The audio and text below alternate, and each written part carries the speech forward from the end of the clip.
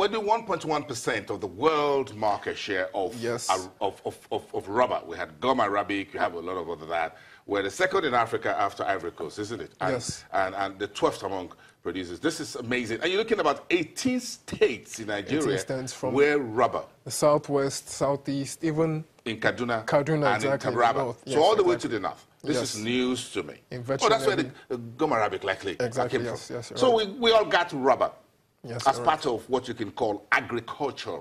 Because this is agriculture. This is about farming, cultivating trees that are what we call economic trees. And also, I'd like to draw some parallels with Indonesia. If you look at the chart, Indonesia is one of the top world producing countries, rubber producing countries in the world. But not so long ago, Indonesia was also a major oil-dependent economy, dependent on 90% for oil, but now it depends on 20%. It depends on oil for 20% of its GDP.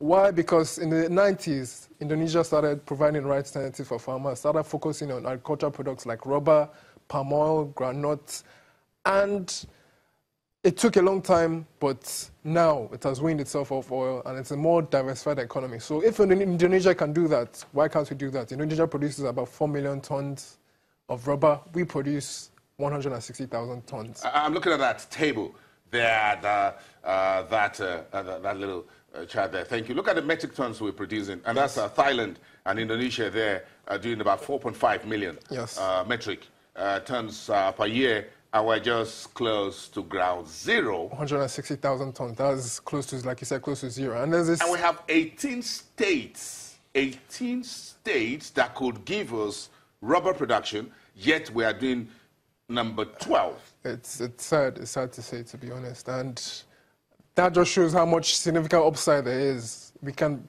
in the next 5 to 10 years, I see us produce. If we're actually serious about it, we can produce about 600,000 tons. Very interesting, and no pun intended. So when we were thinking and planning that we're going to produce pencils, where would the eraser had come from? I don't want to. This is we're ending the month. Let's end the note on the month on a very nice note, because this is going to upset me a little bit.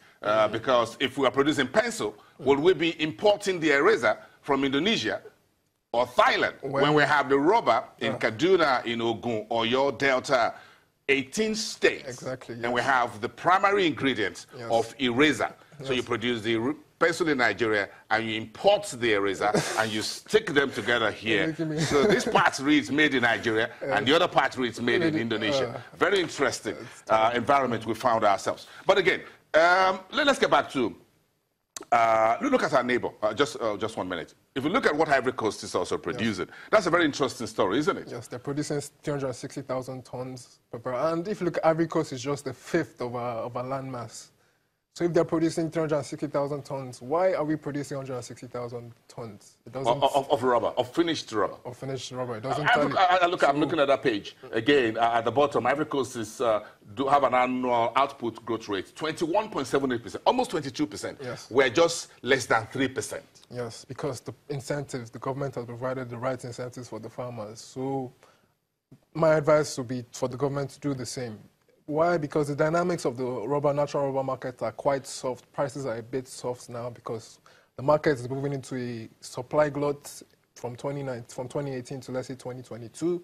So if you invest in the commodity now, when the cycle turns again and there's a boom, prices start rising again. So we just wait. If we start planting rubber trees today, October 31st, 2017. So by 2022, planting new trees, fresh, on a good soil, across 18 states, you're looking at jobs creation here. You need thousands of guys, young people, middle-aged folks who will go to the farms across 18 states, planting thousands and thousands of rubber trees and maintaining them over a 5-year period for a start. Yes, and I said before, it's a very profitable commodity. The amount of money you can accrue from that commodity. We've got to do research. What does it take to plant a rubber tree?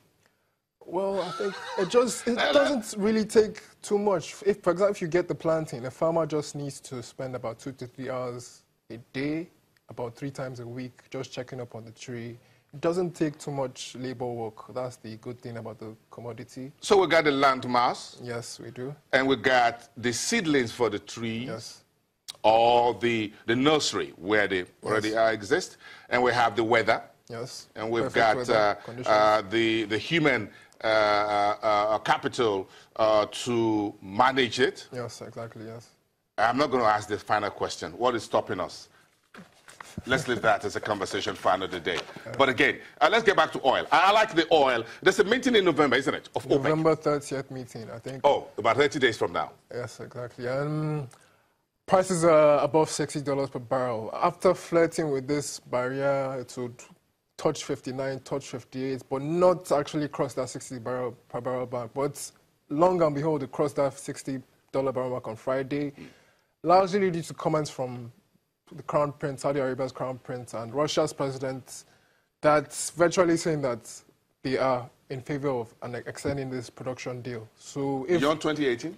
Yes, beyond, most likely to December 2018. And what is more interesting this time, I think OPEC is like that, thinking of an exit strategy this time around. Because if you look at, if by the end of December 2018, the deal ends, that means about 1.8 million barrels would enter the market, and that would spark content of that the market is getting oversupplied again. So what OPEC is doing now is that they are gradually, closer to the end of the deal, they will gradually relax compliance levels. So, which is March next year. Yes. So we have about 5 months to March. But there's a likelihood that it will be extended to December. Yes. But after November 30 meeting, no other meeting until 2018.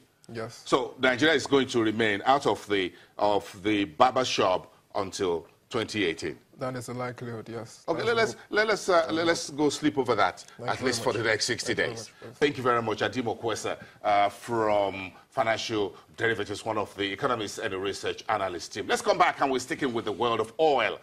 Of course, Ebe Kachiko, the Honorable Minister of State for Petroleum Resources, is a little bit media survey, do you want to put it that way? Yes, he's out with another productions. This is Kachiko's production. I will talk about that later.